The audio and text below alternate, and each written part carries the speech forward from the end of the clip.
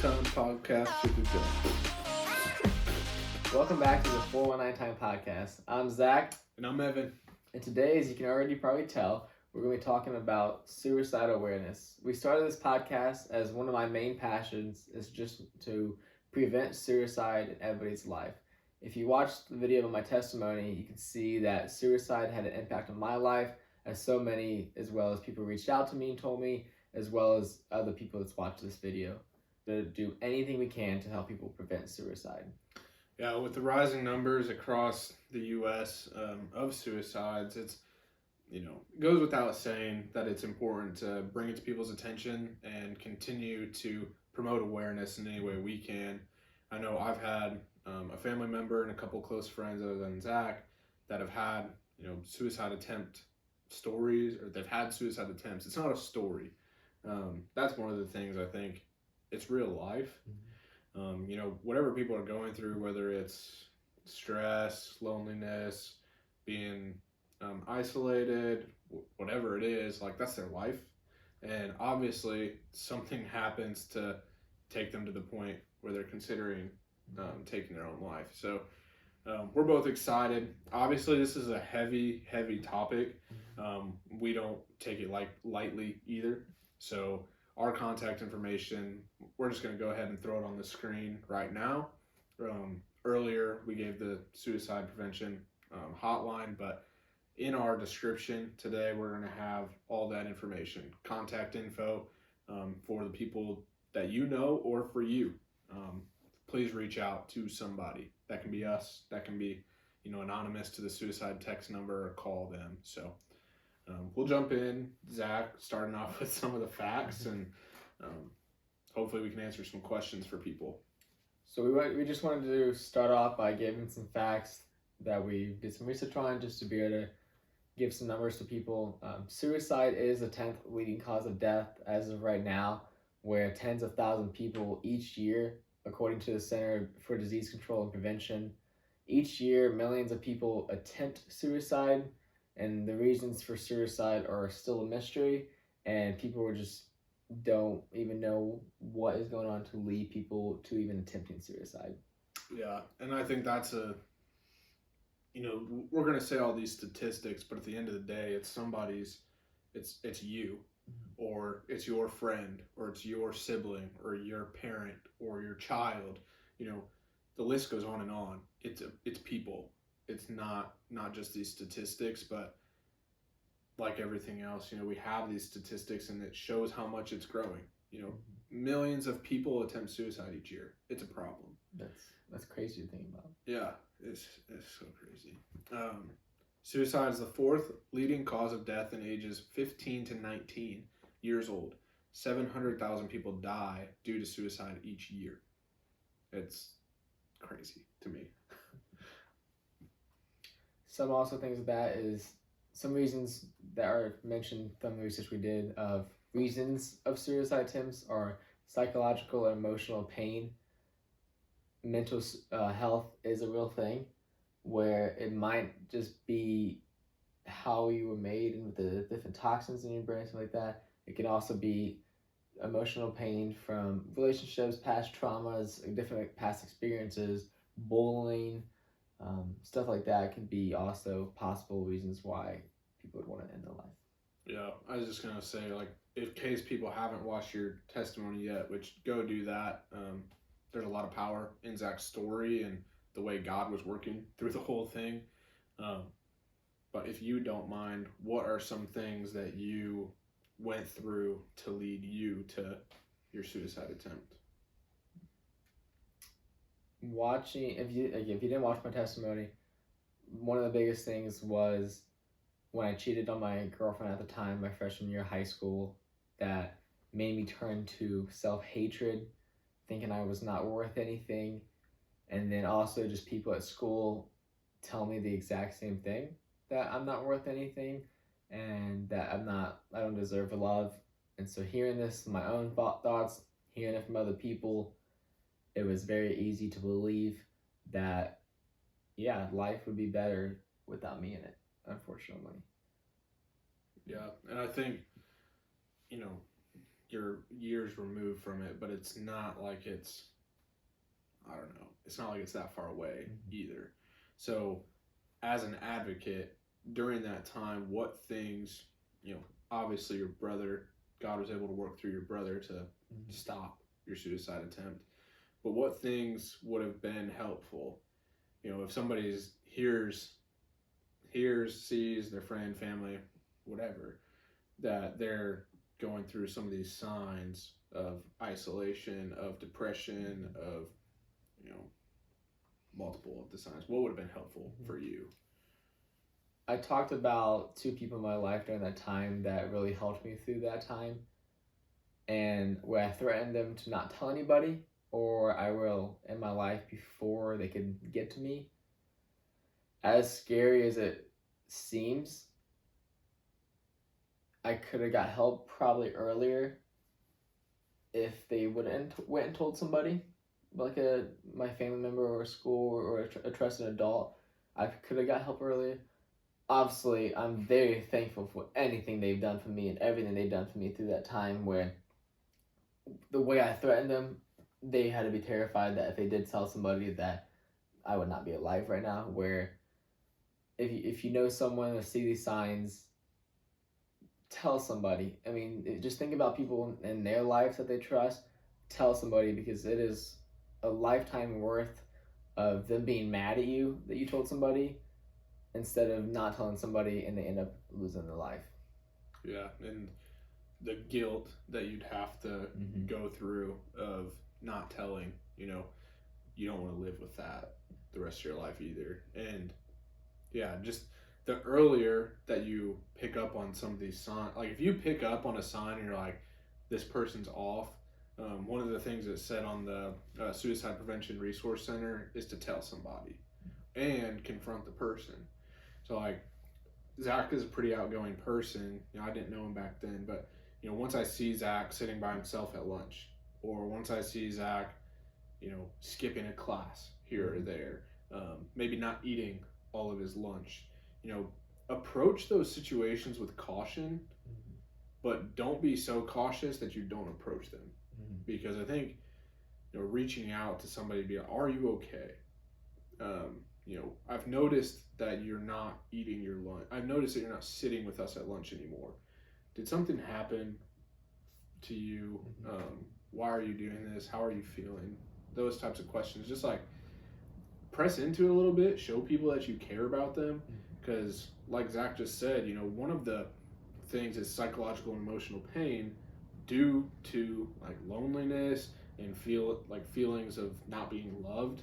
So I think that is something to consider if you have a situation where you need to help somebody. The question, I hate the question, how are you? Yeah. In today's world, just because everybody says good, how about you, or I'm tired, or I'm going along. Like, don't ask the question if you don't want an answer more in one word. Yeah.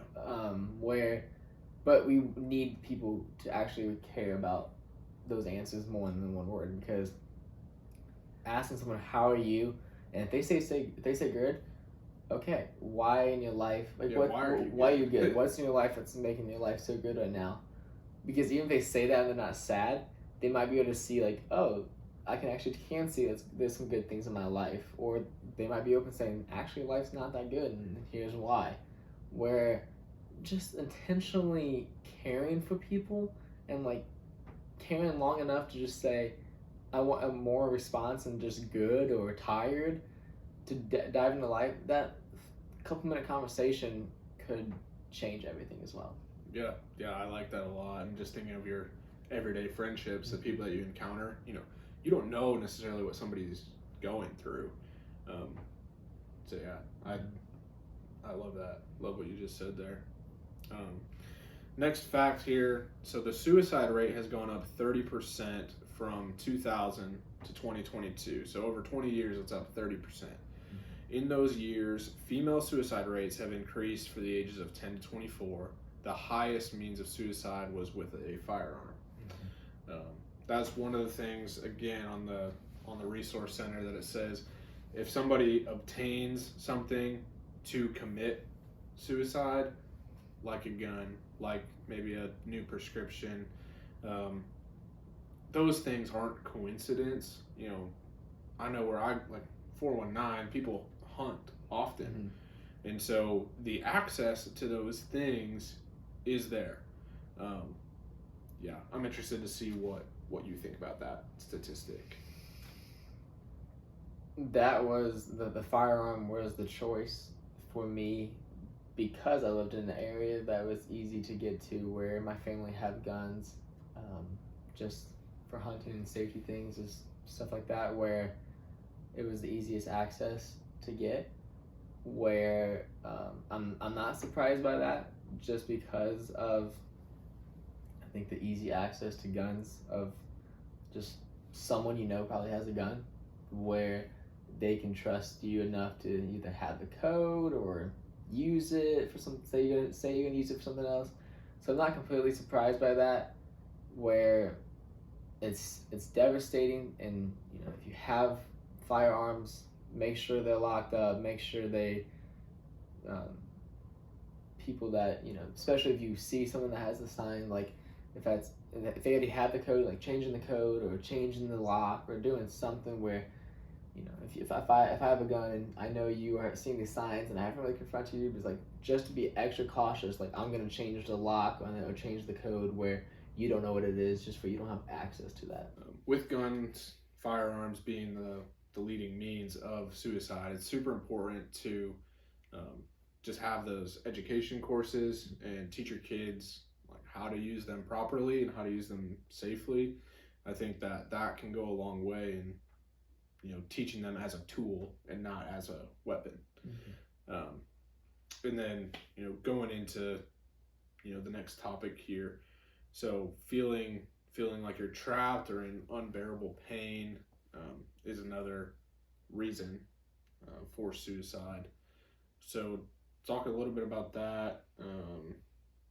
Does that surprise you? Does that not surprise you? What are your thoughts there? That one kind of surprised me. It just says that's not something that I walked through during my time. I did not feel like I was trapped or in a lot of pain through what I was going through. I don't think.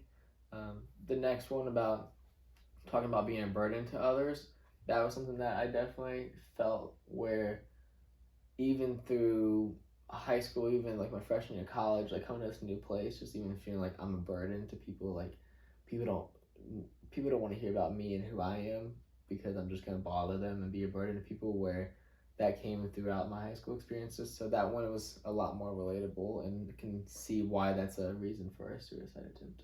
Yeah, and some other things can be like warning signs, increasing the use of alcohol or drugs, acting anxious or agitated, behaving recklessly. I think just like acting out. It's unfair, I think, for people to say, "Oh, they're just trying to get attention," um, because there's a difference, I think, in just like trying to get attention versus you know, trying to get people to notice you, to care about you. So what are your thoughts on alcohol, drug abuse, and then just acting out in general? I mean, you feel alone. Like you feel. I mean, if you are at a point where you feel like ending your life is the best choice. Obviously, you feel that no one cares about you. Where doing things like increasing alcohol or drugs or acting recklessly or trying to be the center of attention a lot is just trying to be funny all the times. Where you just want people to see you and you want people to laugh at you and smile at you and say you're funny and say nice things to you. Where doing stuff like this might get that, just to be able to feel a little bit of like, okay, I'm not completely alone, and then laugh at the joke I said. Maybe I am kind of funny. Maybe I am good enough to stay alive, type of thing. Yeah. Like I was like convincing myself that I'm good enough to stay alive. Where doing some of the things that we just mentioned could be one possible way of trying to convince yourself. Yeah, and coping, like think about alcohol and drugs, they make you feel something, and that's a lot of times you just get numb. I think is what the research that we've been shown is just like you feel numb, and so alcohol, drugs, acting out, it makes you feel something. Yeah, and other warning signs can be sleeping too little, sleeping too much, withdrawing or feeling isolated. Like you've said, when you don't feel like you fit in somewhere, you don't feel like people want you to be around, Mm-hmm. you're just gonna withdraw yourself. Maybe somebody. I remember somebody at my school, like they were super involved, like Spanish club, FFA, doing the plays. Like they weren't an athlete, but they did all of those things, and then slowly they stopped. They're like, oh yeah, I don't want to be in FFA anymore. I don't want to be in Spanish club anymore. I don't want to be in the musical this year. And that was a super big warning sign. And luckily, like they missed class a few days and like I would have half days, like just come in whenever they wanted to. And, luckily enough students at my school like caught on and that person was able to get help.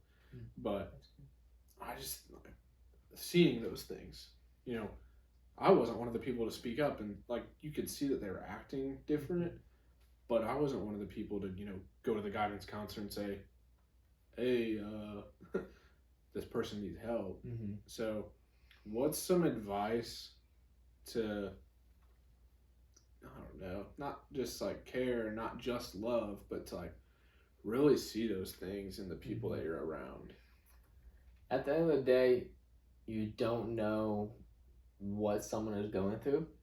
I did this metaphor at the devotion that I spoke at where I wore a white T-shirt that said like alone, angry, I hate myself on it, and I wore a jacket over it, and I was speaking and giving a devotional, and I was like, "Hey, we've built a relationship, so how would you treat me if we were just hanging out? Like making jokes, laughing, making maybe mean comments that people say on jokes." Then I took off the jacket with all the shirt and said, "Now how would you treat me?" And they're like, "Oh, I would be nicer to you. I'd tell you how much I care for you. I would check in on you." And the whole point was that like, why aren't you doing that an everyday thing? Yeah. And that was a check on myself. That was a check on them, of just going past just saying just love people. Be nice. Like jokes are meant to be funny for the person saying the joke and the person receiving the joke. If you're not laughing at something I say because it hurt you or offended you, it's not funny. And if you laugh, and I can tell, you need to be in tune of, is it your fake laugh? Is it not a real laugh? Did I say something and then you laugh and then slowly start distancing yourself like the signs that we said? Mm-hmm.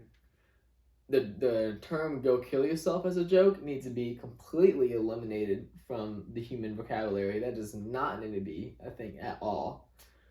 And something else I would say is just check in on your friends weekly, because it can change just like that, where I'm happy today and something just extremely wrecked me and changed me, where I'm feeling suicide thoughts tomorrow.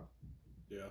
And going along with that, part of the things that the research says is, big events can trigger.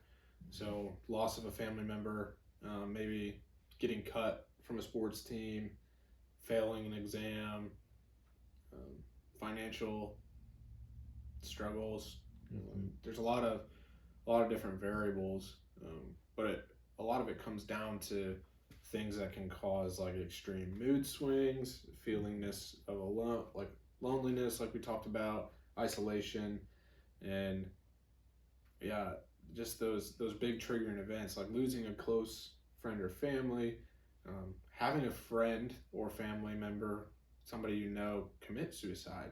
Mm-hmm. They call those like triggering events, and that's just part of it too. Is when you feel responsible for somebody else taking their life, you start to feel those same things like, are you worth it? And why didn't I step in and save them? So yeah, what are your thoughts there? Yeah, I just want to put this away right now, because Yeah. how I want to end this. There's just one way I want to end this video, and it simply is by saying, I love you. I know Evan loves you. You have worth in your life. You have value in your life. And this is not just to people that may be having suicide thoughts. This is just to everyone in general. But particularly for this video, people that have had troubled thoughts or just have thought maybe life would be better without me in it. I promise you, your life anybody's life would not be better without you in it. Reach out to someone. We're gonna end this video with the hotline number again. Our phone numbers will reach out.